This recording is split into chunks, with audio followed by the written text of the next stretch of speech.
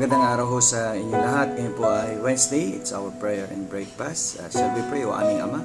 Muli po ang kapayapaan niyo maghari sa pamilyang Pilipino at dumating ang kaligtasan sa buhay nila. Natanggapin nila si Jesus na maging kanilang Panginoon na tagapagligtas sa araw na ito sa pangalan ni Jesus. Amen. Well, nais kong ipagpatuloy ang ating strong exhortation from Philippians chapter 4 and verse 8. Finally, brethren, whatsoever things are true, whatsoever things are honest, whatsoever things are just, whatsoever things are pure, whatsoever things are lovely, whatsoever things are of good report, if there be any virtue, and if there be any praise, think on these things. Well, ito po yung mga sinasabi ni Apostle Paul sa wakas. Ano man po mga bagay na katarungan sa buhay natin, natin itong magdalhin sa araw-araw. At yung mga bagay din po na hindi lang makatarungan, kundi maging tapat.